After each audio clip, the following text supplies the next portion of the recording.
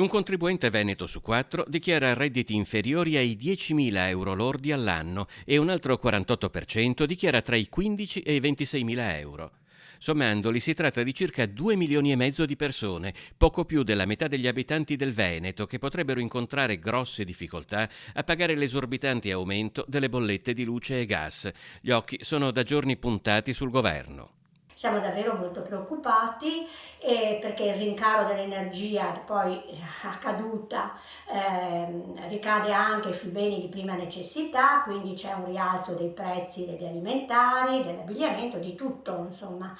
Secondo uno studio di Adico, una famiglia tipo subirà un rincaro medio delle bollette del 118%, i single del 103%, le famiglie numerose del più 122%. Riteniamo sia necessario procedere con degli interventi strutturali, come per esempio l'abolizione definitiva degli oneri di sistema.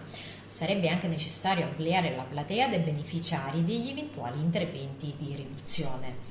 Nota positiva, come emerge da un'altra indagine dell'Addico, è come molti cittadini stanno adottando dei comportamenti virtuosi. In attesa di un intervento del governo, abbassare il riscaldamento, essere più accorti nell'uso degli elettrodomestici, appaiono le uniche contromisure adottabili. In particolare, il rincaro delle bollette rischia di mettere in ginocchio 6 anziani veneti su 10, titolari di pensioni inferiori ai 1.000 euro lordi al mese, che corrispondono a circa 700 euro netti. Il reddito di tante pensionate e tanti pensionati davvero negli anni ha perso parecchio potere d'acquisto e addirittura il piccolo aumento che c'è stato quest'anno se ne va proprio con una bolletta del gas.